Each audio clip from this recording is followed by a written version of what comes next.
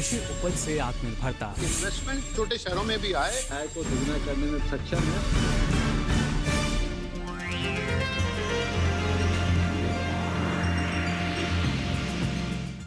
नमस्कार, आप देख रहे हैं दूरदर्शन किसान विचार विमर्श कार्यक्रम में आप सभी का स्वागत है। मैं हूं आदिति शर्मा। जल के बिना जीवन की कल्पना भी नहीं की जा सकती और जल प्रकृति के सबसे महत्वपूर्ण संसाधनों में से एक है। जल के महत्व को इस बात से भी समझा जा सकता है कि दुनिया की बड़ी बड़ी सभ्यताएं नदियों के किनारे ही विकसित हुई और प्राचीन नगर नदियों के तट पर ही बसे। खेती के लिए भी पानी ही सबसे महत्वपूर्ण है। हालांकि विकास की अंधी दौड़ में हमने जल जैसे बहुमूल्य प्राकृतिक संसाधन का इतना दोहन किया है कि स्थिति अब काफी गंभीर होती नजर आ रही है। लेकिन अभी भी समय है, हमें जल की उपयोगिता समझनी होगी और इसे बचाने, इसके संरक्षण के लिए जोर शोर से प्रयास करने होंगे। सरकार भी जल संरक्षण की ओर काफी ध्यान दे रही है। विश्व जल दिवस के मौके पर प्रधानमंत्री श्री नरेंद्र मोदी जी ने जल शक्ति अभियान कैच द रेन की शुरुआत की। इस अभियान की शुरुआत करते हुए प्रधानमंत्री जी ने क्या कुछ कहा, आइए आपको दिखाते हैं। 21वीं सदी के भारत के लिए पानी की पर्याप्त उपलब्धता बहुत महत्वपूर्ण फैक्टर है। पानी हर घर, हर खेत की जरूरत तो है ही, जीवन के अर्थव्यवस्था के हर पहलू के लिए ये बहुत जरूरी है। आज जब हम तेज गति से विकास की बात कर रहे हैं, प्रयास कर रहे हैं, तो ये वाटर सिक्योरिटी के बिना, प्रभावी वाटर मैनेजमेंट के बिना संभव ही नहीं है। भारत के विकास का विजन, भारत की आत्मनिर्भरता का विजन हमारे जल स्रोतों पर निर्भर है, हमारी वाटर कनेक्टिविटी पर निर्भर है। अगर देश ने पानी की बचत पर ध्यान नहीं दिया, पानी का दोहन नहीं रोका, तो आने वाले दशकों में स्थिति बहुत ज्यादा बिगड़ जाएगी। और हमारे पूर्वजों ने हमें पानी दिया है, ये हमारी जिम्मेवारी है कि हमारी आगे वाली पीढ़ी को हमें पानी सुरक्षित देकर के जाना चाहिए। और इसलिए कैच द रेन जैसे अभियान चलाए जाने और सफल होने बहुत जरूरी है। इस बार जल शक्ति अभियान में विशेष ये भी है कि इसमें शहरी और ग्रामीण क्षेत्र दोनों को शामिल किया जा रहा है।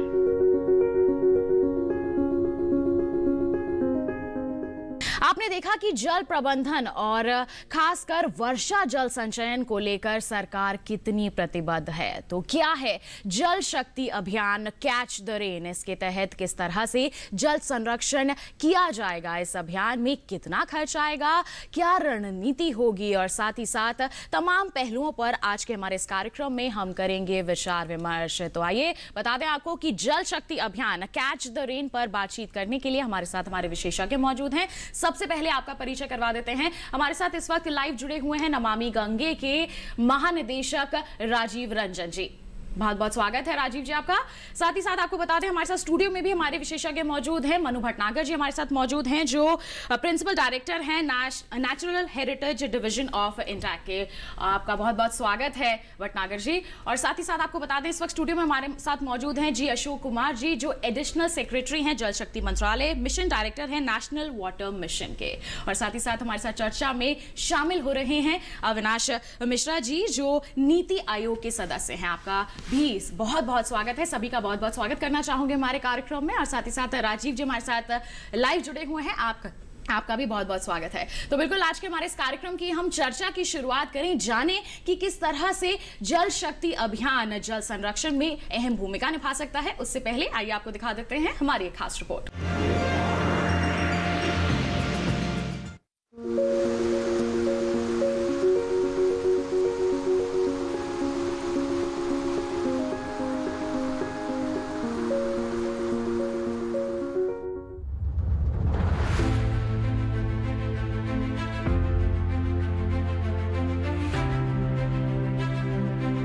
पानी का संकट लगातार बढ़ रहा है।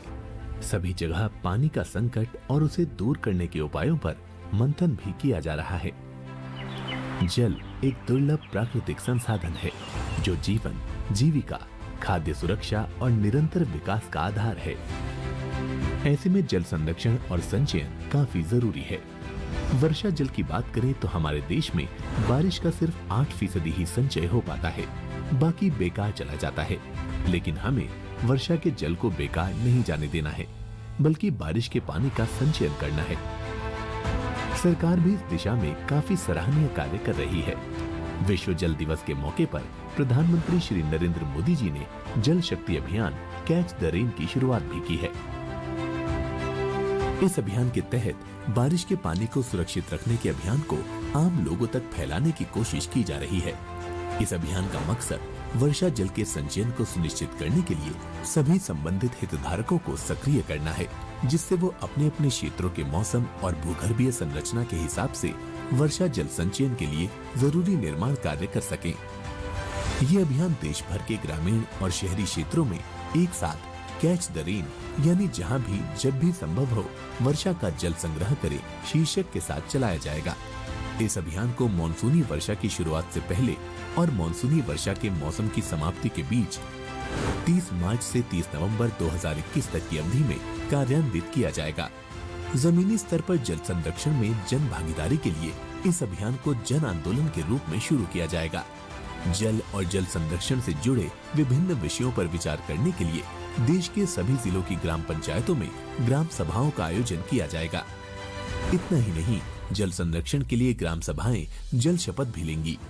इस अभियान की शुरुआत करते हुए जल संरक्षण को लेकर प्रधानमंत्री श्री नरेंद्र मोदी जी ने कहा कि 21वीं सदी के भारत के लिए पानी की पर्याप्त उपलब्धता काफी अहम है। जीवन के लिए काफी जरूरी है। वाटर मैनेजमेंट करना बेहद जरूरी है। आपको बता दें कि जल के महत्व को सर्वोपरि रखते हुए ही देश में 2019 में जल शक्ति मंत्रालय का गठन किया गया। जल शक्ति मंत्रालय समन्वित और समग्र रूप से हमारे जल संसाधनों और जल आपूर्ति के प्रबंधन की देखरेख करता है। इतना ही नहीं, जल जीवन मिशन के तहत वर्ष 2024 तक सभी ग्रामीण परिवारों के लिए हर घर जल यानी पाइप द्वारा जल आपूर्ति के लक्ष्य को भी पूरा किया जाएगा।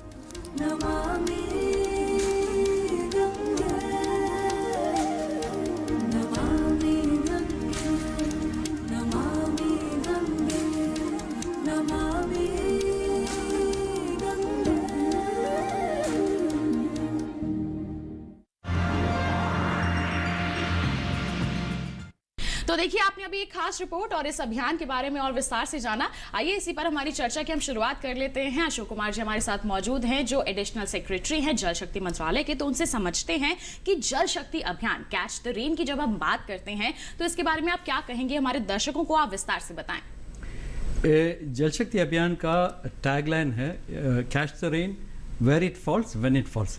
इसका मतलब है जहाँ बरसे, जहाँ जब भी बरसे वहाँ पे पानी को संग्रह करके रखना। तो this is basically a model of decentralised water storage. देखिए, जब पानी की बात करते हैं हम तो दो साइड क्या होता है, एक तो डिमांड साइड और सप्लाई साइड। ये सप्लाई साइड मैनेजमेंट के लिए हम ये कैच द रेन कैंपेन शुरू कर लिया था। प्रधानमंत्री ने वर्ल्ड वाटर डे में मार्च 22 के दिन में ये लॉन्च किया यहाँ पे जी। जो पूरे देश के सरपंचेस और डिस्ट्रिक्ट मजिस्ट्रेट्स को अभिसंबोधन किया था। वहाँ पे उस दिन ग्राम सभा भी किया था हमने। उस ग्राम सभा में वाटर जल संरक्षण के बारे में चर्चा करने के लिए बोला गया था और जो मेंबर्स प्रेजेंट थे उस ग्राम सभा में उन्होंने एक जल शपथ भी लिया गया था उस समय। तो बेसिकली सप्लाई साइड मैनेजमेंट के लिए ये कैच द रेन कैंपेन शुरू किया गया था। बिल्कुल। तो देखिए, काफ़ी अच्छे उद्देश्य के साथ यहाँ पर इस अभियान की शुरुआत की गई है और किस तरह की योजना इसके अंतर्गत बनाई गई हैं इसको भी आज हम समझेंगे। हमारी चर्चा में हम इस सवाल को भी शामिल करेंगे। तो मैं जानना चाहूंगी अविनाश जी आपसे कि किस तरह की योजनाएं बनाई गई हैं इस अभियान के अंतर्गत ताकि ज्यादा से ज्यादा जो जल है उसे संरक्षित किया जा सके। देखिए, हम लोगों ने बहुत डैम बनाए अभी तक हमारे देश में करीब 5200 डैम है और काफ़ी पानी हमने स्टोर किया है, लेकिन ये सफिशिएंट नहीं है। अभी भी लोगों की भागीदारी बहुत आवश्यक है। अगर आप देखेंगे तो ट्रेडिशनली हमारे यहाँ बहुत से वाटर बॉडीज, पॉन्ड्स, बावड़ी ये सब हुआ करते थे जो अब नहीं है, और ये सटीक सोर्स थे जो हमारे ग्राउंड वाटर को रिचार्ज करने के लिए। इनकी कमी हुई, इनका लोगों ने दोहन किया और इनको लोगों ने इंक्रोच किया। उस कारण से क्या हुआ कि अभी जो भूजल है उसका इतना वो हुआ कि अभी हमारे करीब 52% जो ऑब्जर्वेशन वेल्स हैं वो डिक्लाइन ट्रेंड को ऑब्जर्व कर रहे हैं कि जो प्री मानसून और पोस्ट मानसून में इतने वाटर फॉल करता जा रहा है। और अगर हम दोहन की बात करें तो हम जल का, भूमि जल का इतना दोहन कर रहे हैं जो कि चाइना और यूएसए दोनों मिलके नहीं कर रहे हैं, उतना हम अकेले कर रहे हैं। तो प्रधानमंत्री जी ने एक पहले जल शक्ति अभियान शुरू किया था 2019 में और वो अभियान बड़ा सफल रहा। उसके बाद catch the rain where it falls and when it falls करके हम लोगों ने शुरू किया। ये टैगलाइन में खुद ही हम मतलब ये बताना चाह रहे हैं कि हमको पानी वहीं पर संग्रहित करना है। हमारे यहाँ वाटर बॉडी हैं और बहुत से लेक्स हैं, बावड़ी हैं और तालाब हैं, उनका दोबारा से जीर्णोद्धार हो, उनको दोबारा से हम उसको पुनर्जीवित करें। तो ये सब उसके लिए है और ये जो लोगों की भागीदारी के साथ होगा। जहाँ तक सवाल है, प्रधानमंत्री जी ने ये भी कहा कि नवंबर तक जो भी पैसा मनरेगा का है वो पैसा इसमें लगेगा। इस समय 73,000 करोड़ मनरेगा में हम लोगों ने पैसा दिया है और अगर हम मान लें कि 50% भी लगेगा तो 40,000 करोड़ एक बहुत बड़ी रकम है। ऑलरेडी जब प्रधानमंत्री जी ने 22 मार्च को इस कैंपेन को लॉन्च किया था तो करीब 6 लाख और 734 डिस्ट्रिक्ट और 6 लाख विलेजेस को एड्रेस किया। उन्होंने ग्राम सभा के लिए बोला है, सरपंचों को लिखा है कि आप ग्राम सभा कीजिए और इस तरह से एक मूवमेंट शुरू किया। अगर जो चीज़ हमने या किसानों ने उन लोगों ने बनाई है तो वो उसका संरक्षण करेंगे, उसको जो है और सुदृढ़ बनाएंगे और आगे बढ़ेगा।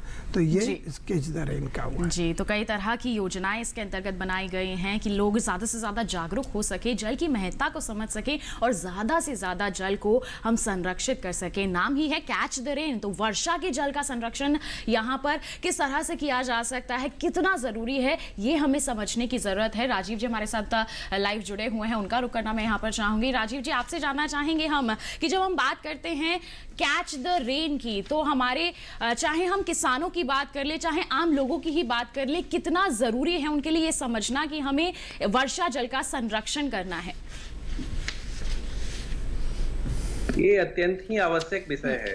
देखिए, हम सब इस बात को कहते हैं कि जल ही जीवन है और हम सब जल का प्रयोग करते हैं, चाहे अपने घर में करें, खेतों में करें, अपनी फैक्ट्रीज में करें। जल के अलग अलग तरह से हम सब उपयोग करते हैं। और जैसा कि मेरे पहले अविनाश जी ने और अशोक ने बताया कि हमारे ऊपर जल के प्रबंधन की समस्या है और जल के प्रबंधन के लिए हम सबको काम करना है और उसमें हमें सप्लाई साइड भी देखना है। जैसे कि बड़े बड़े डैम में हम रोकते हैं, लेकिन बड़े बड़े डैम से ज्यादा जरूरी है कि छोटे छोटे जो हमारे जो स्थानीय सोर्स हैं, जल के जो स्रोत हैं, ताल तालाब हैं, उनका संरक्षण करें, उसमें पानी रखें। उसी तरह से जो नदियां हैं, छोटी हो, बड़ी नदी हो, गंगा नदी हो, नदी में भी प्रवाह बना रहे। और इन सबों के लिए एक जो सबसे बड़ा जो हमारा स्रोत है, जो हमारे पास जो बरसात का जल है, जो बारिश का जल है, उसको हमने ऐसा देखा है कि काफी मात्रा में जो पानी बरसता है, एक तो जो जलवायु परिवर्तन को लेकर के पानी, जो नंबर ऑफ रेनी डेज में भी परिवर्तन होता है। टोटल पानी एक साथ बहुत ज्यादा पानी एक दिन आ जाता है और बहुत समय तक बरसात नहीं होती है। इन सबों को देखते हुए एक व्यवस्था हमें बनाने की जरूरत है और जिसके लिए जल शक्ति अभियान को भी लॉन्च किया गया कि कैच द रेन। देखिए, इसमें बड़े सिंपल तरीके से हम बता रहे हैं कि रेन को कैच करें, हम लोग इसको पकड़ें। और उसको कैसे पकड़ेंगे? हाथ में थोड़ा ही पकड़ेंगे, हाथ में ही पकड़ सकते हैं, लेकिन जैसे एक छोटी बाल्टी हम घर में रखें, घर में छोटा टैंक बनाए, ये तरह से जो हमारे स्थानिक जो टैंक हैं, जो ताल तालाब है, हम साफ करके रखें। एक तैयारी करें कि जब बरसात से पहले, अच्छा, कई तालों के बीच में कनेक्शन होता है, चैनल होता है, उन चैनल को साफ करें, चैनल को बरकरार रखें ताकि जब बरसात हो तो पानी जमा हो। और एक मैं आपको बताऊंगा, आपने खेती की बात की, खेती में भी अभी भी हमारे पास हालांकि काफी सिंचाई की व्यवस्था है, सरफेस वाटर है, ग्राउंड वाटर भी है, ज्यादा अभी भी हम ग्राउंड वाटर यूज करते हैं, किंतु बहुत हद तक हमारी कृषि बरसात पे निर्भर करती है। जी। तो खेतों में छोटे छोटे पौंड बनाए तो उस खेत का पानी खेत में ही रह जाएगा, गांव का पानी गांव में रह जाए। तो क्या है कि हम ज्यादा से ज्यादा पानी का संग्रह करें, फ्लड प्लेन में पानी जमा करें, तो हमारा ग्राउंड वाटर भी बढ़ेगा। और जब लीन सीजन होता है, जब नदियों में पानी कम होती है, तो यही पानी नदियों को सुरक्षित और नदियों को फिर से जीवित करता है। जी, तो बहुत जरूरी है कि इस दिशा में हम कार्य करें इस और अपने कदम बढ़ाएं। बिल्कुल, बहुत ही अच्छी बात आपने यहाँ पर कही है। आइए बढ़ लेते हैं आगे और मनु जी का मैं यहाँ पर रुक करना चाहूंगी। मनु जी, अभी तो बात हो रही है कि हमें किस तरह के कदम उठाने की जरूरत है ताकि और भी ज्यादा हम वर्षा जल का संरक्षण यहाँ पर करें। पिछले 6 वर्षों की अगर हम बात करते हैं तो किस तरह से इस दिशा में कार्य किया गया है, क्योंकि हमने देखा है कि जल प्रशासन को काफी प्राथमिकता भी दी गई है। इस पर क्या कहना चाहेंगे आप? पिछले 6 सालों में काफ़ी तेज़ी से काम हुआ है, मगर ये जो है बहुत ही बड़ा हमारा एरिया जो है हिंदुस्तान का बहुत वास्ट है, बहुत बड़ा है, और इसमें जितने भी हम एफर्ट्स कर रहे हैं वो ज़रा कम पड़ रहे हैं। मैं आपको ये बताना चाहूँगा कि हिंदुस्तान में 4000 बिलियन क्यूबिक मीटर्स बरसात होती है, और ये जो है बरसात, ये जो हमारे प्राइमरी सोर्स है पानी की, यही बरसात जो है वो कन्वर्ट होती है भूजल में, और यही बरसात है जो हमारी नदियों में बहती है या हमारे तालाबों में इकट्ठी होती है। जी। जो हमारे पहले के ज़मानों के शासक थे उनको ये इस चीज़ का अच्छा ज्ञान था कि बरसात कुल 3 महीनों में होती है, और वो रिसोर्स को 12 महीने हमें स्प्रेड करने के लिए उसको हमें संग्रह करना होगा। जी। इसलिए उन्होंने कई तकनीक अपनाए, और देश के डिफरेंट भिन्न विभागों में आप देखेंगे कि तरह तरह के, कहीं पे आपको कुंडी, कहीं टंका, कहीं कुल, कहीं पाइन, हर तरह के आपको भी बनाई जाती थी ताकि पानी को जमा किया जा सके। तो उसमें क्या है कि अभी भी हिंदुस्तान में, क्योंकि जब कैनाल और ट्यूबवेल आने लगे तो हमने अपनी जो स्थानीय रिसोर्सेज हैं इनको हमने नेग्लेक्ट करना शुरू कर दिया, इनको नज़रअंदाज किया, और जो हमारा डिमांड है वो हम ज़्यादातर अपने भूजल से ही मीट करते हैं। भले आपका कृषि में हो तो कृषि में आप 70% पानी आपका भूजल से आता है, और बहुत से हमारे शहर जो हैं वो कुल ग्राउंड वाटर पे, भूजल पे डिपेंडेंट हैं। तो हमें वर्षा का जल जो है संग्रह करना बड़ा ज़रूरी है, और उसी से हम अपना भूजल जो है वो बना कर रख सकते हैं। भूजल का एक बहुत बड़ा फ़ायदा भी है, वो एक रिजर्वॉयर है जिसे आपको बनाने के लिए कोई खर्चा नहीं करना, वो बना बनाया है, वो डिसेंट्रलाइज्ड है, कहीं भी आपको मिलता है, और आखिरी बात उसमें मैं ये कहूँगा वो इवेपोरेशन से बचा रहता है। आपकी सरफेस रिसोर्सेज जो हैं उनमें वाष्प होता है, और बहुत सारा पानी जो है वो वापस एटमॉस्फेयर में चला जाता है। जी, तो पहले के मुकाबले हम कहें कि अब इस ओर ध्यान ज़्यादा दिया जा रहा है, लोगों को जागरूक भी किया जा रहा है। देखिए, लगातार भूजल स्तर में कमी आती जा रही है, ऐसे में हमें अब बिल्कुल इस ओर ध्यान ज़्यादा देना है, क्योंकि अगर जैसे हम कह रहे हैं कि जल के बिना हम जीवन की कल्पना नहीं कर सकते, खेती बाड़ी के कोई कार्य नहीं कर सकते, ऐसे में ज़रूरी है कि हम इस ओर अपनी सकारात्मक भागीदारी ज़रूर निभाएं। अशोक कुमार जी का रुख करना चाहूँगी मैं यहाँ पर, आपसे जानना चाहूँगी, जैसे हम जिक्र कर रहे हैं कि हमें किस तरह से यहाँ पर वर्षा जल को संरक्षित करना चाहिए। अभी गर्मी का समय चल रहा है, आगे मॉनसून आएगा, तो अभी से किस तरह की तैयारियां की जा रही हैं ताकि इस ओर हम अच्छी तरह से आगे बढ़ सके? आंकड़ा देखे जाए तो इंडिया में बारिश अबाउट 1100 mm रेनफॉल होते हैं, और वो ज़्यादातर मानसून में आते हैं, मतलब जून से नवंबर के टाइम के महीने में आते हैं। कई मोस्ट ऑफ द एरियाज में तो मानसून पीरियड में आते हैं, कई इलाकों में रिट्रीटिंग मानसून पीरियड में आते हैं, जो भी जून से नवंबर टाइम के महीने में पानी आता है। जैसे बताया गया, ये जो जितने बारिश आती है उस समय, उसी को हमको बाकी अगले 8 महीने का यूज़ करना पड़ेगा। तो एक चीज़ है, there are 2 important aspects in Indian monsoon में, एक तो स्पेशल वेरिएशन और टेम्पोरल वेरिएशन। स्पेशल वेरिएशन का मतलब है कि राजस्थान जैसे इलाका में वहाँ पे बड़ा कम रेनफॉल होता है, और ईस्टर्न एरिया में ज़्यादा रेनफॉल होता है, और टेम्पोरल वेरिएशन जैसे मैंने बताया 3-4 महीने में आता है। तो ये दोनों को नज़र में रखते हुए एक कैच द रेन कैंपेन का आयोजन किया गया है। उसमें मेन 12 पॉइंट्स है उसमें। एक तो ये जो बारिश जो इस चार पाँच महीने में आते हैं। जैसे राजीव रंजन सर बताया, ये अभी क्लाइमेट चेंज की वजह से उनका जो ड्यूरेशन पहले 3-4 महीने में स्प्रेड होते थे, अभी इंटेंसिटी बढ़ के 1 महीने के अंदर अंदर पूरा पानी बरस जाता है। तो उस समय उसको संग्रह करने के लिए अभी 12 इंटरवेंशन का हमने तैयार रखा है। एक तो roof top rain water harvesting structures, हर गवर्नमेंट शुरुआत तो हम गवर्नमेंट बिल्डिंग से करेंगे।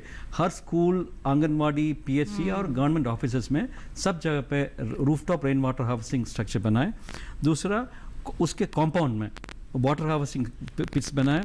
तीसरा, पुराने और नए जो रेन वाटर हार्वेस्टिंग स्ट्रक्चर्स थे उसी की मरम्मत करें और नया बनाए। चौथा, ये जैसे मनु भट्टागर जी ने बताया, हमारे traditional water body step wells हुआ करते थे, बावी हुआ करते थे, उसको रिपेयर करके उसको काम में मेंटेनेंस की बहुत ज़रूरत होती है, उसको मेंटेनेंस करें। फिर जो तालाबों और लेक्स में जहाँ पे इंक्रोचमेंट हुआ है उसको इंक्रोचमेंट मुक्त करा के वो उसमें गहरीकरण कराए ताकि ज़्यादातर वॉल्यूम ऑफ वाटर उसमें स्टोर कर सकते हैं। साथ ही साथ जो चैनल्स है जिसमें से पानी इस बावी और लेक्स में आता है उसी को डीपन करके उसके इंक्रोचमेंट मुक्त करा के उससे से पानी आने के लिए उसको सुविधा कराए। ये तो अनदर पॉइंट होता है। और पुराने बावियाँ और डिफंक्ट बोरवेल्स को भी यूज़ करके वाटर एक्विफर में रिचार्ज करने की कोशिश करें। स्मॉल रिवलेट्स और रिवर्स को भी पुनर्जीवित करें और वेटलैंड्स और फ्लड बैंक्स का प्रोटेक्शन करें। ये इतने पॉइंट्स हम इस कैच द रेन कैंपेन में लगा हुआ है ताकि लोगों के साथ मिलके ये समर से पहले, ये जो मानसून से पहले तैयार करके रखें ताकि बर्तन खाली रहे, जब बारिश आए पानी उसमें भर जाए। जी, तो इतनी तरह की तैयारियां यहाँ पर देखिए की जा रही हैं। हर पहलू पर ध्यान दिया जा रहा है कि किस तरह से हम ज़्यादा से ज़्यादा वर्षा के जल को संरक्षित यहाँ पर कर सकते हैं। विशेषज्ञ ने विस्तार से बताया है। ऐसे में मैं राजीव जी आपसे जानना चाहूँगी कि हमारे देश में हम जानते हैं कि वर्षा का जो दायरा है, आपने भी जिक्र किया, वो थोड़ा थोड़ा कम होता जा रहा है। मानसून का दायरा थोड़ा थोड़ा कम होता जा रहा है। ऐसे में कितना जल हम संरक्षित कर पाते हैं और कितना यूं ही व्यर्थ चला जाता है? हालांकि यहाँ पर प्रयास किए जा रहे हैं, लोगों को जागरूक किया जा रहा है, लेकिन अभी भी थोड़ी बहुत कमी यहाँ पर जरूर देखने को मिलती है। बिल्कुल सही कहा। जो दायरा है दिनों का कम हो रहा है और इसलिए जरूरत है कि इस तरह के अभियान की और ज्यादा जरूरत है कि हम अपने को तैयार रखें। क्योंकि देखिए, जब बरसात एक यूनिफॉर्म तरीके से समय तक चले तो प्राकृतिक तौर पे भी जल का संग्रह होता था। अब चूंकि हमारी आवश्यकताएं भी बढ़ती जा रही हैं और हमने अपने बड़े सारे ट्रेडिशनल जल के स्रोतों को नष्ट भी कर दिया है या उनको डैमेज कर दिया है या इंक्रोच कर लिया है, और इसलिए हमें और भी मेहनत करने की जरूरत है और इसलिए लोगों को जोड़ने की जरूरत है। जैसा आपने बताया, इसमें कुछ कमियां हैं। अभी पता है, रेन वाटर हार्वेस्टिंग हमारे जितने बिल्डिंग बाय लॉ होते हैं सब में लिखे हुए हैं, कंपलसरी है, किंतु अब उसको इन्फोर्समेंट कैसे कराना है उसके बारे में, अगर आपको अपने घर में भी रेन वाटर हार्वेस्टिंग के काम कराने हैं तो इसके लिए तकनीकी सहायता देने वाला कौन होगा। तो इस तरह से डिस्ट्रिक्ट में रेन सेंटर बनाने की बात हो, इस तरह की सहायता की जरूरत है और लोगों को जोड़ने की जरूरत है। स्कूलों से हम इसकी शुरुआत कर सकते हैं। जो हमारे युवा हैं, स्टूडेंट्स हैं, उनको हम इसके बारे में सिखाएं, ट्रेन करें, क्योंकि ये लंबा काम है और हम इस तरह के कैंपेन से एक बार सब लोगों को, अलग अलग क्षेत्र के लोगों को जोड़ने की दिशा में काम करते हैं और इसलिए हम तरह तरह से लोगों को जोड़ने का काम है, लोगों को तकनीकी तौर के सहायता देने का काम है और सरकार और लोग साथ मिलकर, स्थानीय निकाय, सरपंच या जो म्युनिसिपल चेयरमैन है, ये सब मिलके किस तरह से एकदम एक आंदोलन का रूप ले ले और तब जाकर के इस पे सफलता मिलेगी। ऐसा तकनीकी लोगों की भी सहायता हमें लेनी पड़ेगी ताकि हम सही डायरेक्शन में जाएं और सही तरीके से इस काम को निभा सकें।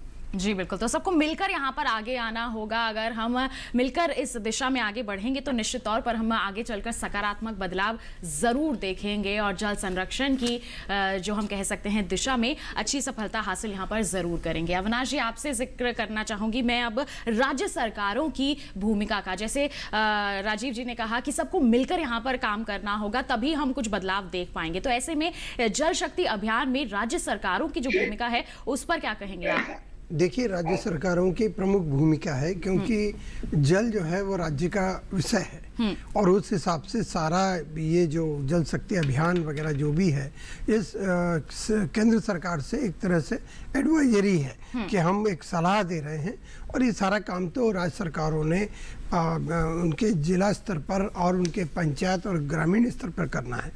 हमें तो निश्चित रूप से अब जो जिसको बोलते हैं विलेज वाटर बजटिंग की तरफ मूव करना है कि आपका जो उस विलेज में जो पानी के जो भी सोर्स हैं और जिस तरह से आप पानी वहाँ इकट्ठा कर सकते हैं, और उसके बाद जो पानी हुआ उसी को हमको दोहन करना है। क्योंकि एक जो बहुत बड़ी फीलिंग रही है कि ये शायद पानी एक इंडेफिनेट सोर्स है और ये हमें भगवान ने दिया है और इसके लिए कोई केयर नहीं है, कोई जो वेस्ट वाटर भी जनरेट हो रहा है वो बह रहा है और वो इसके संरक्षण के लिए ज्यादा नहीं ध्यान दिया जाता, उसको जो है अच्छे पानी को भी बर्बाद कर रहा है। तो ये सबकी जरूरी है, जन भागीदारी बिल्कुल चाहिए, क्योंकि ये कॉमन पूल रिसोर्स है और सबका रिसोर्स है, ये इसमें चाहिए।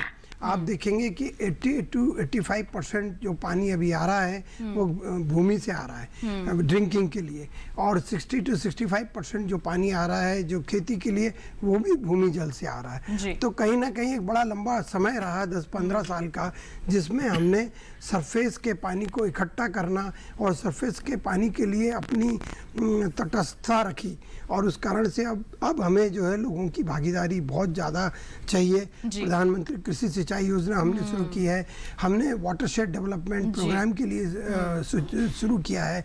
हर घर नल से जल में हम लोग करीब 55 litre per capita per day हर एक घर को नल से पानी दे रहे हैं, जो आज की डेट में 37% पॉपुलेशन हमने कवर की है। तो उसमें जो पानी आ रहा है वेस्ट होके उसको भी कहीं ना कहीं हमें कलेक्ट करना है, उसको दोबारा यूज करना है। तो ये सब के लिए जागृति बहुत जरूरी है, राज्य सरकारों को बहुत तेजी से काम करना होगा। तो राज्य सरकारों को सहभागिता चाहिए। बिल्कुल, राज्य सरकारों के साथ साथ मिलके यहाँ पर ग्राम सभाओं की भूमिका भी बहुत महत्वपूर्ण हो जाती है। किस तरह की भूमिका रह सकती है ग्राम सभाओं की इस अभियान के अंतर्गत जानेंगे, लेकिन अभी फिलहाल हम रुक रहे हैं एक छोटे से ब्रेक के लिए। आप कहीं मत जाइए, देखते रहिए हमारा कार्यक्रम विचार विमर्श और बने रहिए दूरदर्शन के साथ पर। ये कामयाबी है अन्नदाता की, ये कहानी है खेत और खलिहानों की। कैसे करें अपने पशुओं की देखभाल, जानिए गांव-गांव के किसानों का हाल। देखिए गांव किसान, सोमवार से शुक्रवार दोपहर 12 बजे सिर्फ डीडी किसान पर। ब्रेक पर जाने से पहले यहाँ पर चर्चा कर रहे थे कि राज्य सरकारों की भूमिका जो है वो किस प्रकार रह सकती है, ग्राम सभाओं की भूमिका भी बहुत महत्वपूर्ण है। हम बात करें तो लोकल बॉडीज यानी कि म्युनिसिपल बॉडीज का भी यहाँ पर बहुत ही महत्वपूर्ण रोल हम कह सकते हैं। तो मानो जी, आपसे जानना चाहेंगे इस पर आपकी क्या प्रतिक्रिया रहेगी? देखिए, म्यूनिसिपल बॉडीज जो हैं उनका बहुत बड़ा रोल है, और इनका जो प्रेम है सीमेंट से उससे हमें इनको थोड़ा दूर करना पड़ेगा। जी। शहरों में और छोटे कस्बों में जहाँ भी लोकल बॉडीज आ रही हैं, हर व्यक्ति ये समझता है कि भाई मैं सीमेंट पेविंग कर दूं तो मैंने मतलब बहुत विकास का काम आगे बढ़ा दिया। मगर वही जो आपकी कॉन्क्रीटाइजेशन कहते हैं, जो बिल्कुल आप भूमि को बिल्कुल पक्का करते जा रहे हैं, उससे जो है वो जो है पानी नीचे जाना हो नहीं रहा है, और उसकी वजह से बल्कि उल्टा ये होता है कि वाटर लॉगिंग होती है और उस पर बहुत शोर मचता है। जबकि वो इलाका जैसे हम सॉफ्ट कहते हैं, वो अगर सॉफ्ट होता तो वहां पर पानी जो है अपने आप रिसता हुआ नीचे जाता। जी, तो और हमें स्तर भी अपने आप बढ़ता ही जाता है। मतलब ये बहुत बड़े स्केल की एक वाटर हार्वेस्टिंग है। तो आप ये समझिए कि भाई कम से अगर पेविंग हमें करनी ही है शहरों में, तो पोरस पेविंग यानी कि छेद वाले जो पेवर्स होते हैं जिससे पानी जो है नीचे जाता रहे, ये एक बहुत बड़ा काम, ये एक पॉलिसी होनी चाहिए कि भाई आप बल्कि जो आपका ऑलरेडी पेव्ड एरिया है, और ये आप केवल मतलब पब्लिक स्पेसेस में ही नहीं, बड़े बड़े कैंपसेस में आप देखेंगे, यहाँ तक कि छोटे मकानों में भी जो आगे का सेटबैक है सब ने उस पे सीमेंट फेर दिया है। तो जब हम उसको खत्म करेंगे या खोलेंगे तो हमारा ऑटोमेटिकली बहुत सारा पानी जो रिसेगा, रिसाव बढ़ जाएगा। जी, उसके लिए हमें कुछ अतिरिक्त हम कह सकते हैं खर्च भी नहीं करना होगा, क्योंकि पानी जो है वो अपने आप नीचे ज़मीन में रिसता चला जाएगा और अपने आप उसका जो संरक्षण है वो हो जाएगा। देखिए, बहुत ही हम कह सकते हैं कि ये एक प्राकृतिक तरीका है जल के संरक्षण करने का, आपको इसमें कुछ अलग से करने की ज़रूरत नहीं है। और बहुत ही महत्वपूर्ण बात यहाँ पर मनु जी ने कही है, और अगर इस ओर और ज़्यादा ध्यान दिया जाए तो हम और भी ज़्यादा जल का संरक्षण कर सकते हैं। मनु जी, और इसके बारे में आप क्या कहना चाहेंगे? जी, अगला आपने वो जिक्र किया था कि ग्राम पंचायत क्या कर सकती हैं, तो इसमें मैं ये कहना चाहूँगा कि एक बहुत बड़े स्केल पे हमें सोचना पड़ेगा। एक तो जो हर गांव का एक वाटर मैनेजमेंट प्लान होना चाहिए, जिसमें जो उनकी टोपोग्राफी यानी कि उनके स्लोप वगैरह किधर हैं, पानी किधर निकल रहा है, ये देख के उन्हें अपने बहुत सारे तकनीक होते हैं, गली प्लग, चेक डैम, इन सब में उनको रोकना पड़ेगा। तो एक तो विलेज लेवल प्लान है ही है। दूसरी चीज़ क्या है कि हम कृषि में बहुत सारा अभी भी रासायनिक पदार्थ यूज़ कर रहे हैं, जिसकी वजह से हमारी जो मिट्टी है वो सख्त होती जा रही है, और फिर हम उस पर ट्रैक्टर वगैरह चला देते हैं, हैवी मशीनरी, तो वो और सख्त हो जाती है। तो जब बरसात होती है तो पानी नीचे नहीं जाता, पानी ऊपर पड़ा रहता है और वो इवेपोरेट हो जाता है। तो कई जगह आप अगर तरीके से अपने क्रॉप्स को रोटेट करें और केवल ऑर्गेनिक फर्टिलाइज़र को यूज़ करें, तो आप देखेंगे कि वो मिट्टी जो है फिर से भुरभुरी हो जाएगी, सॉफ्ट हो जाएगी और पानी नीचे चला जाएगा। और जब वो पानी नीचे रहेगा, आप देखेंगे कि आपको पानी की ज़रूरत कृषि में कम चाहिए, क्योंकि पानी वहाँ ऑलरेडी मौजूद है आपके फसल के लिए। जी, तो देखिए, इन चीज़ों पे बड़ा जोर देना ज़रूरी है। जी, तो ये कुछ महत्वपूर्ण बातें हैं जिन पर जोर दिया जाना यहाँ पर बहुत ज़रूरी है, ताकि हमारे जो अमूल्य हम कह सकते हैं प्राकृतिक संसाधन हैं उसको हम अच्छे से बचा सके। आइए इसके साथ बढ़ते हैं आगे। राजीव जी का मैं यहाँ पर रुक करना चाहूंगी। राजीव जी, हम वर्षा जल संचयन की तो बात कर रहे हैं, लेकिन हमारे देश में नदी जल के प्रबंधन या फिर कहें कि संरक्षण पर भी बहुत कार्य किए जा रहे हैं, इस पर आप क्या कहेंगे? जो नमामि गंगे कार्यक्रम है, तो केवल गंगा नदी के लिए ही नहीं, गंगा की जितनी भी सहायक नदियां हैं, इन सबों को हमने एक साथ लेकर के एक एकीकृत कार्यक्रम के द्वारा कर रहे हैं जी। और संक्षेप में अगर मैं बताऊं तो इसमें मुख्य तौर पे एक तो हमारा काम है कि नदियों में प्रदूषण को रोकें, और चाहे सीवेज के द्वारा प्रदूषण जा रहा हो या इंडस्ट्रियल पॉल्यूशन जा रहा हो या जो सॉलिड ठोस कचरा प्लास्टिक्स है, इनको रोकने की कोशिश करें। और जहां ऑलरेडी प्रदूषण काफी हो चुका है और उसके लिए एसटीपी बनाया जाए, प्लांट्स बनाया जाए, और प्लांट को केवल बनाया ही ना जाए, उनको 15 साल तक कम से कम चलाने की व्यवस्था की जाए। तो एक उस पे कार्यक्रम हो रहा है, एक पूरा मॉडल बना और कई प्रोजेक्ट हमारे पूरे भी होने लगे। तो गंगा और उनकी सहायक नदियों पे कई प्रोजेक्ट पूरे होने लगे। मतलब है कि वाटर की क्वालिटी अच्छी बनाई जाए, ताकि इसी पानी को हम यूज करेंगे पीने के लिए या खेती के लिए, तो पानी तो अच्छा हो। और दूसरा, हमने इसमें एक और कार्य किया है कि जो अविरलता की बात है, जो नदी के प्रवाह को भी हम बढ़ाएं और साथ साथ एक पूरी इकोलॉजी को इम्प्रूव करें, जो बायोडाइवर्सिटी है, जो जैव विविधता है, या जो वनीकरण भी कराया जाए। इनसे क्या होगा, हमें पानी भी बढ़ेगा, और जो है इसमें हमने वेटलैंड, ये जो ताल तालाब की बात कर रहे हैं, उसको भी हमने नदी के संरक्षण के साथ जोड़ा है गंगा नदी में। तो नमामि गंगे में एक तरह से जो ताल तालाब सबके संरक्षण की भी बात है, हमने इन्वायरमेंटल फ्लो को भी नोटिफाई किया है। और तीसरी जो सबसे मुख्य बात है, निर्मल गंगा और अविरल गंगा के साथ साथ इसको हम एक जन आंदोलन बनाना चाहते हैं, जन गंगा। और इसके लिए कई तरह के कार्यक्रम कर रहे हैं, जो कि हमें कैच द रेन में भी मदद करती है, जल शक्ति अभियान या नमामि गंगे, सब एक दूसरे से जुड़े हुए हैं। ये सारे प्रोग्राम एक साथ चलने वाले प्रोग्राम है, इसलिए हमने इसमें बड़े सारे वॉलंटियर्स ट्रेन किए हैं और हम तरह तरह के आयोजन करते हैं। जैसे अभी हम एक बहुत बड़ा ऑनलाइन ग्लोबल क्विज कर रहे हैं गंगा और इसकी जितनी भी नदियों पे, पूरे पर्यावरण पे, गंगा क्वेस्ट बोल रहे हैं। तो gangaquest.com पे जाके ऑनलाइन अभी तक ऑलरेडी 7 लाख से ज्यादा लोग रजिस्टर कर चुके हैं, भाग ले रहे हैं, और हमें ये मई तक चलेगा। तो आशा है कि और भी कई लाखों लोग इसमें से जुड़ेंगे। और एक ग्लोबल है, आपको आश्चर्य होगा कि केवल गंगा के ही लोग नहीं है, देश के कोने कोने से लोग इसमें भाग ले रहे हैं, और बल्कि विश्व के कोने कोने से कम 25-30 देशों से लोग भाग ले रहे हैं इस क्विज में। तो एक हम पूरी तरह से लोगों को जागृत करने की कोशिश कर रहे हैं कि जल के संरक्षण में, नदी के संरक्षण में, अच्छा नदी के साथ छोटी छोटी जो नदियां हैं उनके संरक्षण की भी बात हम कर रहे हैं, उन पर भी काम कर रहे हैं। और जितने भी पूरे जो गंगा के किनारे जो शहर हैं, अभी बात हुई थी कि लोकल बॉडी क्या कर सकते हैं, और जो भट्टागर साहब ने बताया वो बड़ा ही आवश्यक है नदियों के लिए भी। क्योंकि हम क्या करते हैं, नदियों के किनारे जो फ्लड प्लेन है वहां पे हम पूरा कचरा डंप करते हैं, या नहीं तो कंस्ट्रक्शन कर देते हैं। तो वो नदी की भूमि है, जब बरसात का पानी आएगा तो उसी भूमि में वो पानी अंदर जाता है और वो नदी फैल जाती है। तो क्या है कि हम ग्राउंड वाटर को बढ़ाते हैं। अगर हम वहां पे कंस्ट्रक्शन करेंगे, वहां पे हम गंदा कचरा डालेंगे तो बरसात वही कचरा नदी के अंदर चला जाएगा। तो इसलिए जरूरी है कि हम इस पूरे एक अर्बन प्लानिंग का पार्ट बनाएं, अपनी पूरी प्लानिंग का पार्ट बनाएं कि नदी को हम किस तरह से रखें।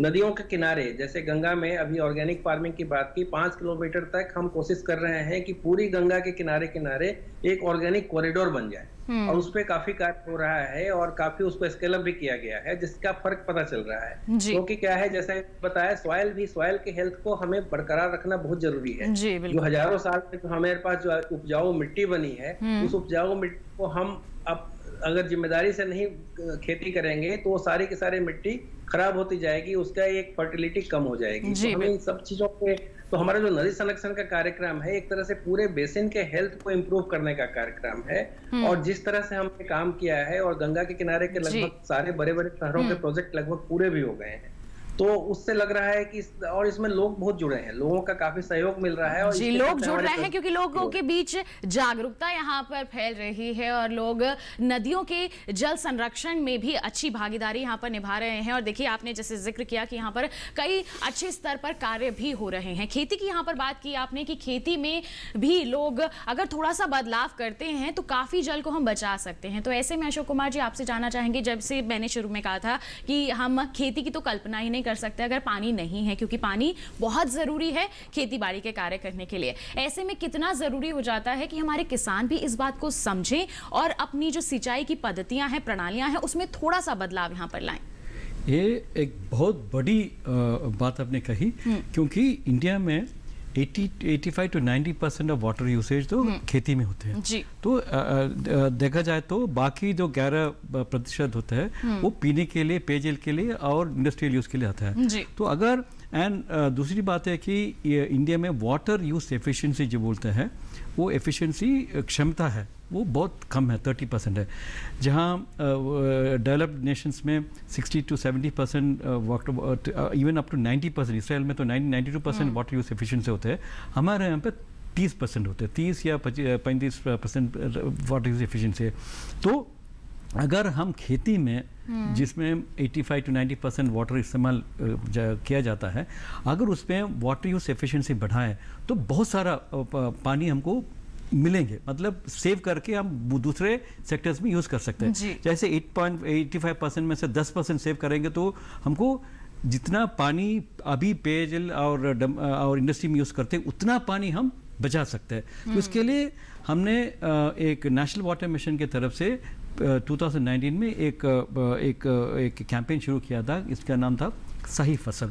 सही फसल मतलब सही फसल जो अपने आबोहवा के सूटेबल हो और अपने सॉइल स्ट्रक्चर के सूटेबल हो, उसी सूटेबल क्रॉप शुरू किया जाए। और जो क्रॉप कम पानी लेते हैं, इसका वाटर यूज एफिशिएंसी ज़्यादा है, उसी को ग्रो करने के लिए, किसानों को नज करने के लिए हमने सही फसल का आयोजन किया था, जिसमें मुख्य उद्देश्य था कि क्रॉप डाइवर्शन। हम देख रहे हैं कि कई जगह पे, जैसे पंजाब या महाराष्ट्र में शुगर केन करते हैं, यूपी के कई इलाकों में शुगर केन करते हैं, कई लोग पंजाब और एरिया में जो पैडी का ग्रो करते हैं, वो उस एरिया इस क्रॉप के लिए सूटेबल नहीं है और ज़्यादा पानी इस्तेमाल भी करते हैं। इसके वजह से वहाँ का पानी का दोहन इतना नीचे चला गया कि वहाँ के वाटर स्तर बहुत नीचे चला गया।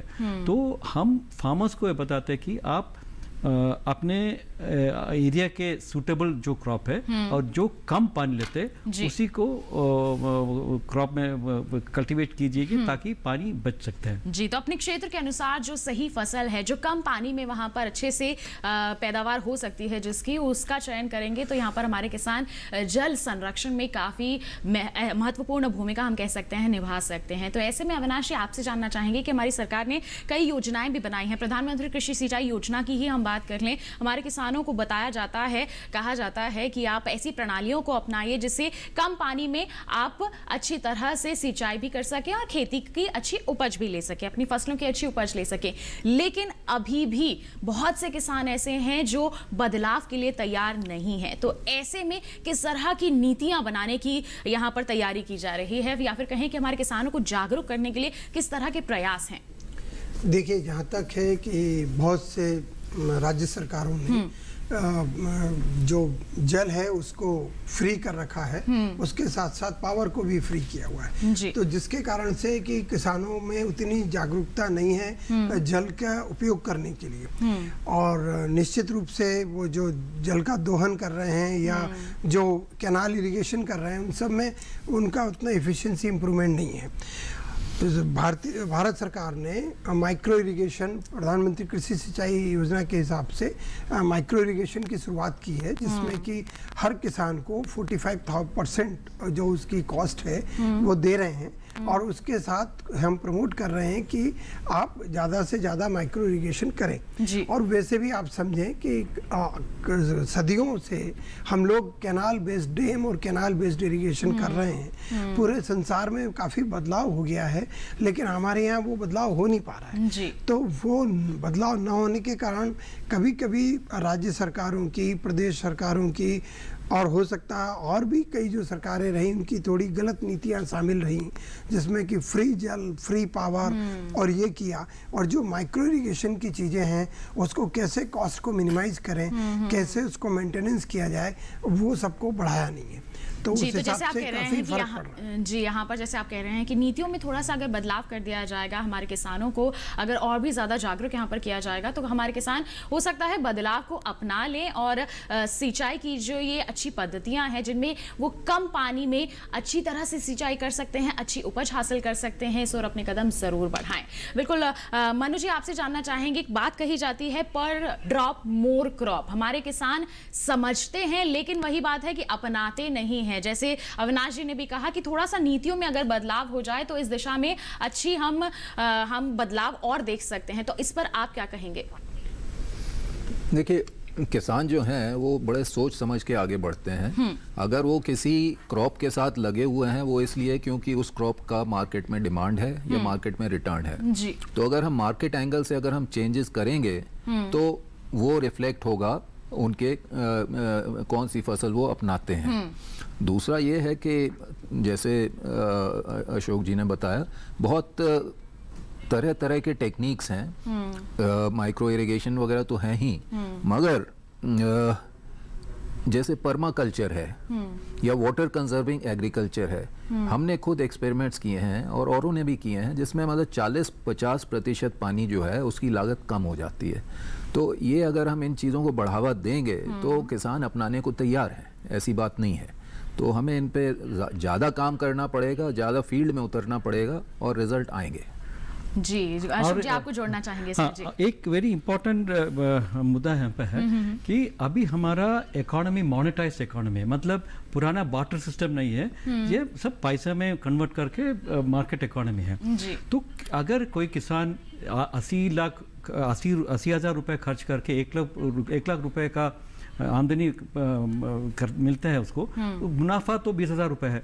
वैसे तो अगर वो 20,000 रुपए खर्च करके 40,000 का रुपए का उसको इनकम मिले, उनको तो मुनाफा तो 20,000 रुपये मिलता है। वही 20,000 रुपये तो 80,000 रुपये खर्च करके 1 लाख रुपए का भी वही मुनाफा होता है, जहाँ पे जिस क्रॉप में 20,000 रुपये खर्च करके 40,000 रुपये मिलते। तो इसलिए किसानों को ये बताना चाहिए कि डाइवर्सिटी ऑफ क्रॉप, जिस क्रॉप से आपको ज़्यादा फायदा होता है, तो हम I would change it from more crop पर ड्रॉप से मोर इनकम पर ड्रॉप, क्योंकि जितने एक बूंद से जितना ज़्यादा आमदनी मिले उसी क्रॉप को वो फॉलो करे।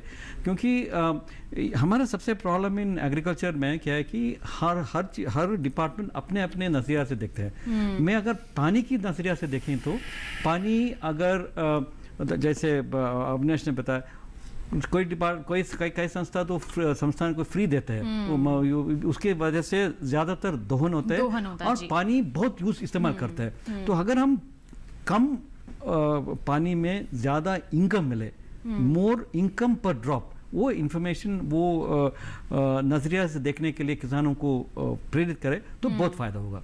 जी बिल्कुल, तो फायदा बहुत हो सकता है। यहाँ पर थोड़ा सा जागरूकता की यहाँ पर बहुत ज़रूरत है। मनु जी, आप इसमें कुछ जोड़ना चाहेंगे? जी, मैं ये कहना चाहूँगा कि कृषि की तो हमने बात कर ली, मगर जो हमारा डोमेस्टिक कंजम्पशन है, यानी कि जो हमारे शहर में लोग रहते हैं जी, उनका भी पानी का इस्तेमाल तेजी से बढ़ता जा रहा है जी, एक लगातार तरफ उसमें वृद्धि हो रही है। देश जो है वो रूरल से अर्बन बनता जा रहा है। हमारे गुजरात, पंजाब जैसी स्टेट्स में 50% पॉपुलेशन जो है वो अर्बन हो चुकी है जी। तो अब ये लोग जब पानी इस्तेमाल करते हैं, आप यूं समझ सकते हैं कि एक दिन में एक आदमी 6-8 बार फ्लश ही को चलाता है और पानी को बहा रहा है जी। इन सब यहाँ पर भी डोमेस्टिक कंजम्पशन जो है बहुत रिड्यूस हो सकता है। हम अभी प्लान करते हैं 172 लीटर प्रति व्यक्ति प्रति दिन, और ये 100 पे बड़े आराम से आ सकता है। एक सिंपल डिवाइस जैसे आपने टैप रिड्यूसर्स लगाए, पूरे दिल्ली के स्केल पे आप कर दीजिए तो 24-25 करोड़ का खर्चा है।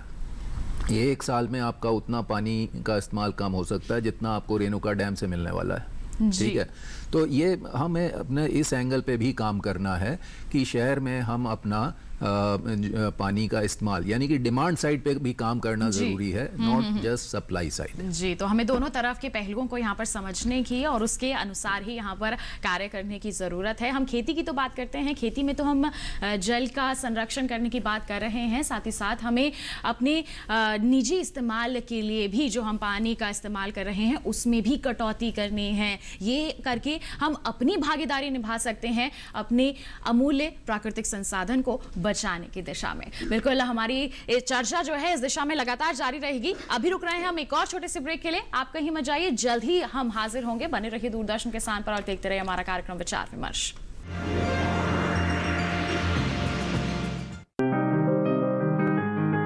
बीमारियों से कैसे बचेगी फसल, मवेशियों की मुश्किलों का क्या है हल, कहां से लाएं बीज, कितनी लगेगी खाद, किसानों के हर फोन का विशेषज्ञ देंगे जवाब। देखिए हेलो किसान लाइव सोमवार से शुक्रवार शाम 6 बजे।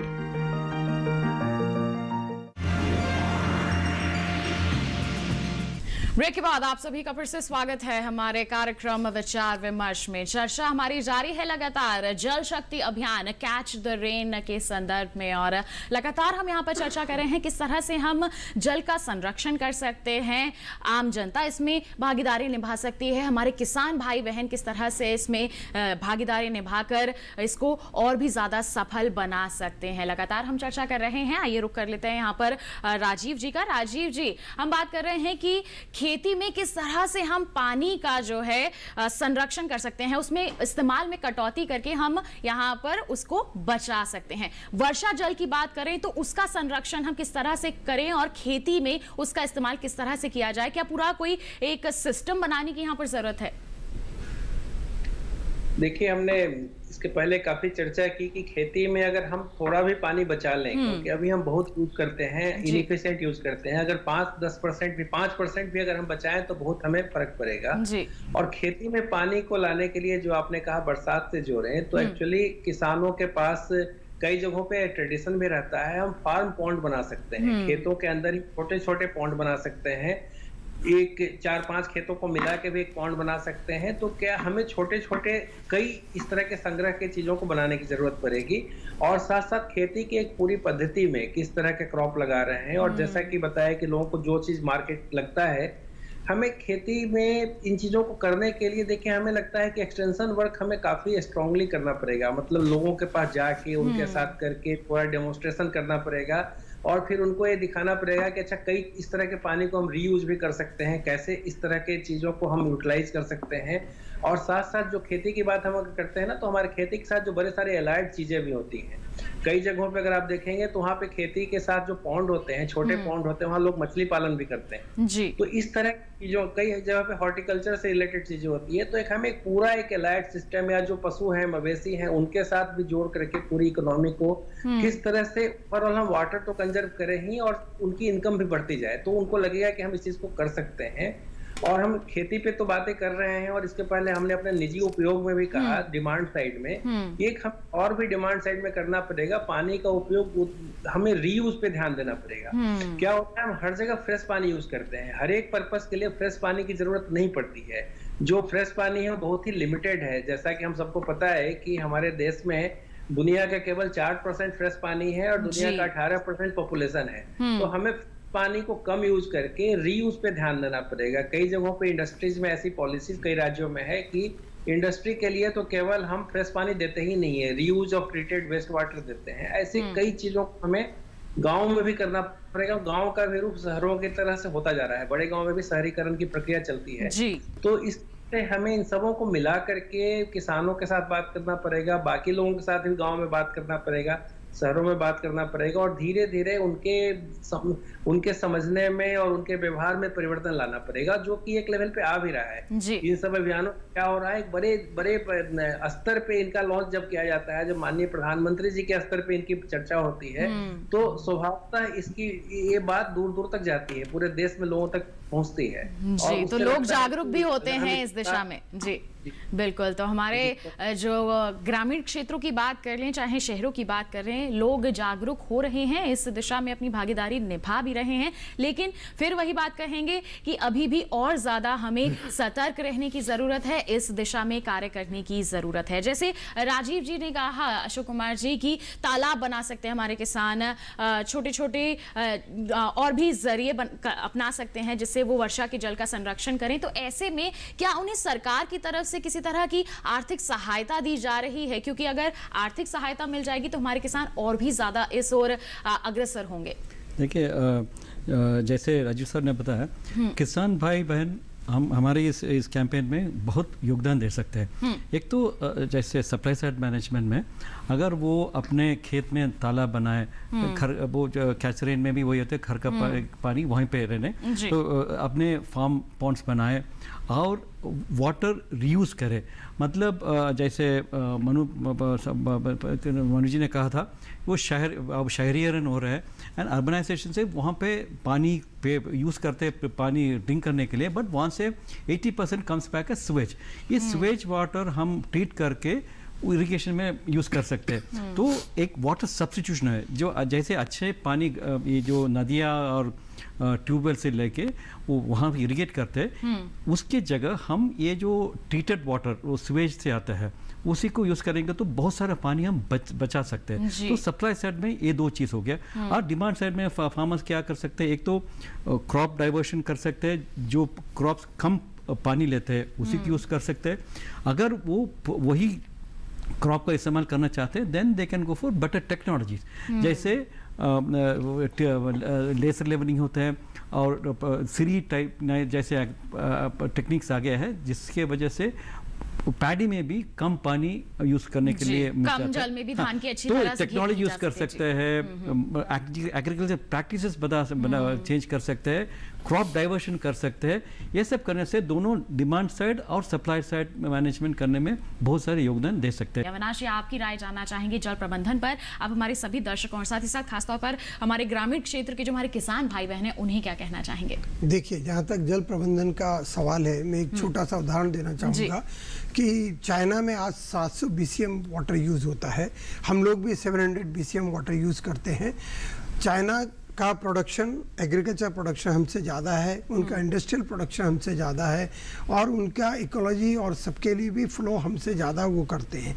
हम कहीं ना कहीं ड्रिंकिंग वाटर के लिए भी चाइना की पॉपुलेशन हमसे ज़्यादा है, तो हमारी पॉपुलेशन से कम है। हमारा ड्रिंकिंग वाटर में हम लोग करीब 40 से 50% वेस्ट कर देते हैं ट्रांसमिशन डिस्ट्रीब्यूशन में। इरिगेशन में हम लोगों का जो एफिशिएंसी है वो 38% है।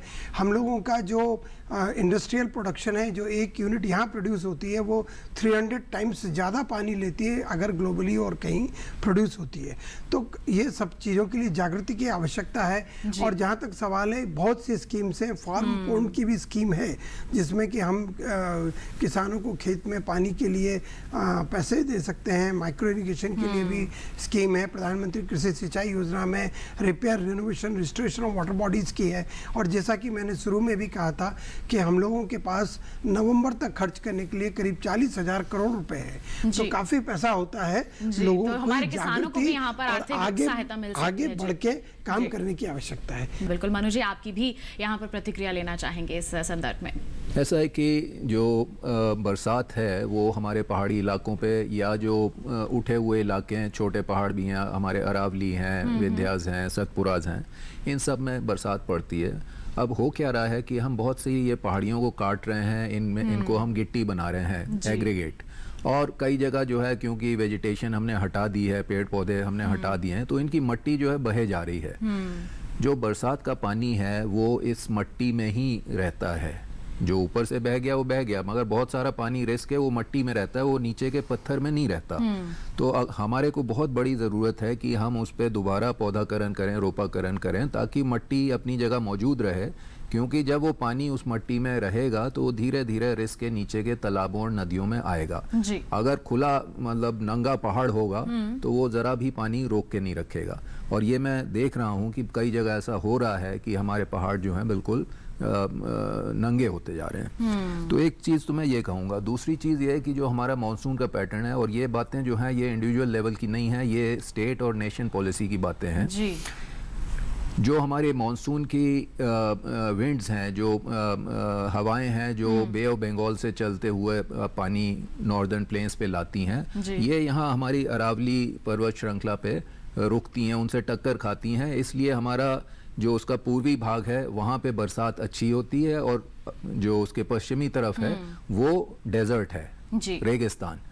अब क्या हो रहा है कि जैसे जैसे जयपुर, जोधपुर, उदयपुर में एक एक मल्टी स्टोरी बिल्डिंग खड़ी होती है, उधर हमारी एक एक पहाड़ी जो है वो बिल्कुल ज़मीन ग्रस्त हो रही है। तो जब वो रोक नहीं रहेगा तो आपकी मानसून की विंड सीधे निकल जाएंगी रेगिस्तान की तरफ, ना इधर बरसात होगी ना उधर बरसात होगी।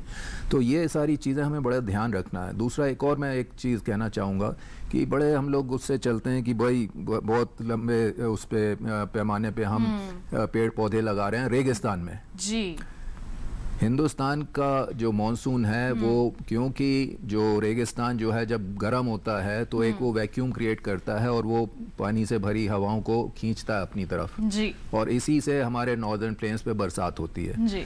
जब हम वहाँ का टेम्परेचर भी खूब बड़े पैमाने पे पौधाकरण करके कर देंगे तो वो खिंचाव में बड़ी कमी आ जाएगी। तो मैं मतलब, और बरसात नहीं होगी तो ये जो हम बातें कर रहे हैं वो तो धरी की धरी रह जाएंगी। धरी की धरी तो रह जाएंगी। हम हमें संरक्षण किसका करेंगे? तो हमें बहुत बड़े पैमाने पे भी सोचना है और सबसे छोटे पैमाने पे भी तो हम कह सकते हैं। एक आखिरी प्रतिक्रिया मैं अशोक कुमार जी की भी लेना चाहूंगी। कम शब्दों में क्या कहेंगे आप हमारे दर्शकों को, जल्द से बता दें। जैसे प्रधानमंत्री ने आह्वान दिया है, ये जल आंदोलन एक जल आंदोलन होना चाहिए, और इसके लिए हम सबको एकजुट होकर मिलके अपने जो स्वार्थ ना उसको छोड़ के देश के लिए काम करना पड़ेगा। क्योंकि हम जितने भी पानी दोहन करते आज, तो आप सोचिए आप अपने बच्चों का बहुत खराब विरासत छोड़ रहे हैं। इसलिए आप अपने बच्चों के खातिर का कम से कम पानी का कम इस्तेमाल करें, उसका संग्रहण करें और उसको अच्छी तरह से एफिशिएंटली यूज़ करें तो अच्छा रहेंगे। जी बिल्कुल। तो देखिए, बहुत ज़रूरी है कि हम केवल आज की बात ना सोचें, हम आगे आने वाले कल की ओर भी ध्यान दें। अगर हम आज ही इसका दोहन कर देंगे, बचाव के लिए किसी भी तरह के कदम नहीं उठाएंगे, तो आगे आने वाले समय में आगे आने वाली पीढ़ी के लिए जल बचेगा ही नहीं। तो ऐसे में ज़रूरी है कि हम सब मिलकर एक साथ एकजुट होकर इस दिशा में महत्वपूर्ण भागीदारी निभाएं और जल का संरक्षण बेहतर तरीके से करें। बिल्कुल, आज के हमारे इस कार्यक्रम में हमने विस्तृत चर्चा की है। बहुत ही महत्वपूर्ण बातें जो हैं वो सामने आई हैं, और हम उम्मीद करते हैं कि आप सभी इन बातों को ध्यान में रखेंगे, जहन में रखेंगे, और निश्चित तौर पर जब भी खेती बाड़ी के कार्य कर रहे हैं तो जल के संरक्षण की ओर जरूर ध्यान देंगे। और इतनी महत्वपूर्ण जानकारियों के लिए सभी हमारे जो विशेषज्ञ हैं उनका धन्यवाद देना चाहेंगे। आप सभी का बहुत बहुत धन्यवाद, आप हमारे साथ स्टूडियो में आए, आपने इतनी महत्वपूर्ण जानकारियां सभी के साथ साझा की। बहुत बहुत धन्यवाद आप सभी का। और साथ ही साथ धन्यवाद देना चाहेंगे राजीव रंजन जी का भी, आपने हमारे कार्यक्रम में शामिल होकर इतनी महत्वपूर्ण जानकारियां साझा की हैं। बहुत बहुत धन्यवाद हमारे साथ जुड़ने के लिए।